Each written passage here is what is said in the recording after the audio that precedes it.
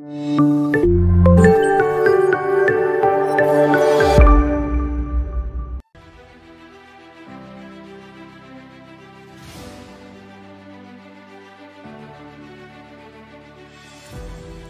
berdirinya kampung atau desa Sesulu, ada sekelompok orang pelarian penonasi dari kerajaan Kuripan dan Daha di bawah pimpinan dua orang bersaudara, yaitu Arya Manau dan Geruntung Manau, mendirikan satu kerajaan yang bernama Kerajaan Sadurangas, tepatnya di Sungai Samung, kepala Sungai Kandilo, dan membuat satu pagar atau benteng pertahanan yang disebut dengan Libur Dinding.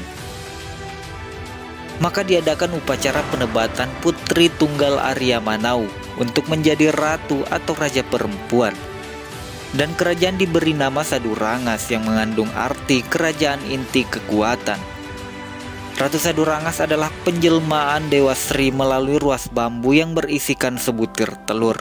Oleh rakyat dikenal dengan nama Putri Dalam Petung. Sebelum Putri Dalam Petung menikah dengan Abu Mansur Indrajaya, Putri Petung diyakini menganut kepercayaan animisme atau sebuah kepercayaan yang memuja roh-roh halus dan dewa-dewa. Roh halus atau dewa-dewa diyakini bisa membantu sewaktu-waktu diperlukan. Untuk memanggil roh-roh halus tersebut dibutuhkan sebuah bangunan bentuk rumah dinamakan panti. Di dalam panti tersebut diberi sesajen kue-kue yang dibuat bentuk patung-patung dari tepung beras, menyerupai roh yang akan dipanggil. Putri Petung setelah bersuamikan Abu Mansur Indrajaya, setahun kemudian Putri Petung melahirkan anak yang pertama, seorang laki-laki yang diberi nama Aji Masnata Pangeran Berlindung bin Abu Mansur Indrajaya. 3 tahun kemudian Putri Petung melahirkan seorang anak perempuan yang diberi nama Putri Mitir binti Abu Mansur Indrajaya. Dan 6 tahun kemudian Putri Petung melahirkan lagi seorang laki-laki yang diberi nama Aji Mas Pati Indra. Diperkirakan bahwa orang-orang Sadurangas baru mengenal kitab Arab kira-kira tahun 1521 Miladiah yang dibawa oleh ekspedisi penyiar agama Islam yang dipimpin oleh Abu Mansur Indrajaya. Sejarah panjang kerajaan Pasir telah berakhir 1906 silam. Setelah Pangeran Mangkujaya Kusuma gelar, Sultan Ibrahim Khaliluddin telah ditangkap Belanda dan diasingkan ke Cianjur. Akhirnya meninggal pada tahun 1934.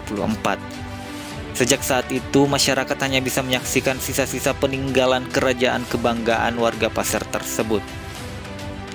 Peninggalan kerajaan Pasir atau kerajaan Sadurangas saat ini yang masih terjaga yakni istana yang terletak di pinggir Sungai Kandilo, Kecamatan Pasir Balengkong.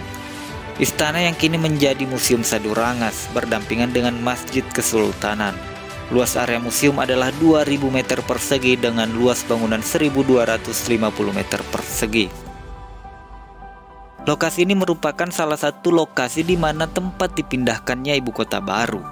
Saat ini, setelah RUU IKN resmi disahkan, artinya pemindahan ibu kota baru ke Kalimantan Timur, tepatnya di Penajam Pasir Utara dan Kutai Kartanegara, sudah memiliki payung hukum. Namun, jangan dikira bahwa kedua tempat itu adalah tanah kosong di tengah hutan dan tak berpenghuni. Penajam Pasir Utara adalah tempat tinggal bagi salah satu suku besar di Pulau Kalimantan yang bernama suku Pasir. Wilayah Penajam Pasir Utara saat ini dihuni oleh suku Pasir Tunan dan suku Pasir Balik. Kedua suku ini berinduk dari suku Pasir yang saat ini tinggal di Kabupaten Pasir. Dahulunya di kawasan tersebut dihuni sekelompok suku-suku yang hidup berpencar. Masing-masing kelompok mendirikan kerajaan kecil yang biasa disebut kerajaan adat. Masing-masing kerajaan menjalankan tradisi yang telah diwariskan secara turun-temurun dan bermata pencaharian sebagai nelayan dan petani. Pada umumnya mereka membangun kerajaan adat di sekitar sungai dan teluk yang ada di sekitar Penajam. Sejak mulai berdirinya Kerajaan Pasir, kawasan pemerintah suku adat Tunan dan Penajam menjadi bagian wilayah kerajaan. Tunan dalam catatan para raja-raja Pasir lebih dikenal dengan nama Tanjung Jumlai.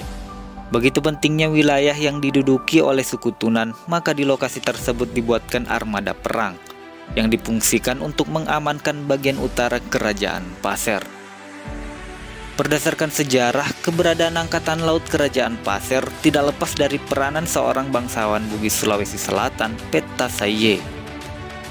Bangsawan tersebut membawa 4 orang tenaga ahli disertai dengan tukang-tukang dan pekerja biasa berjumlah 50 orang. Mereka mulai membantu Sultan Sulaiman Alamsyah memodernisasi kapal-kapal perang.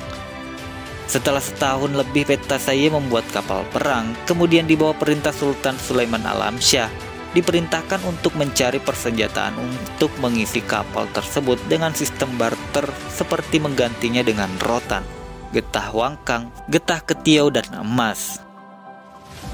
Keberadaan senjata didapatkan di perairan Sulawesi Selatan di bawah kerajaan besar yang diketahui telah menjadi lokasi dagang bagi bangsa Belanda, Spanyol, dan Portugis.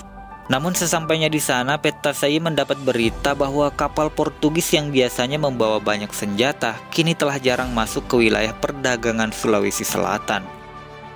Sehingga Petasaye meneruskan perjalanannya ke pulau timur, yaitu negeri Deli. Di negeri itulah Petasaye mendapat hubungan dengan seorang pengusaha dagang dari Portugis yang bernama Da Costa yang bersedia menukarkan senjatanya, tapi dengan syarat harus melakukan pertukaran di negeri Deli agar tidak mendapat gangguan dari orang Belanda. Dan pada akhirnya Petasaye menyetujui persyaratan tersebut dengan membawa kapal layar yang berisi muatan barang-barang yang akan dipertukarkan. Pada akhirnya mereka berhasil memperoleh meriam, bedil, senjata, dan mesyun. Setelah semuanya didapatkan, kemudian kapal-kapal perang ditempatkan pada beberapa lokasi pelabuhan. Salah satunya ditempatkan pada pelabuhan Tanjung Jumlajaya di Desa Tanjung yang saat ini masuk ke dalam administrasi Penajam Pasir Utara. Panglima perang yang diutus oleh Kerajaan Pasir adalah Aden Segara.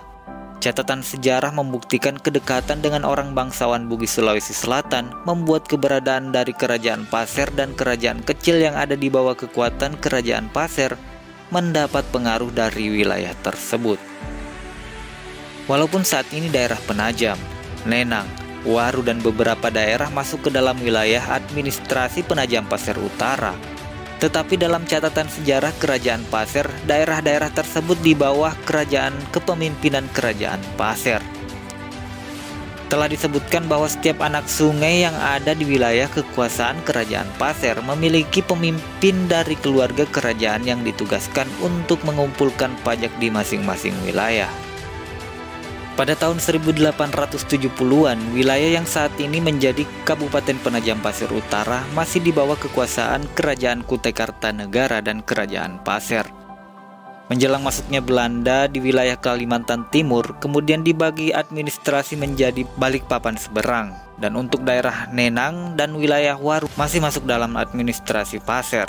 Baru kemudian pada tahun 2002, pemekaran wilayah yang menjadikan Penajam Pasir Utara sebagai kabupaten.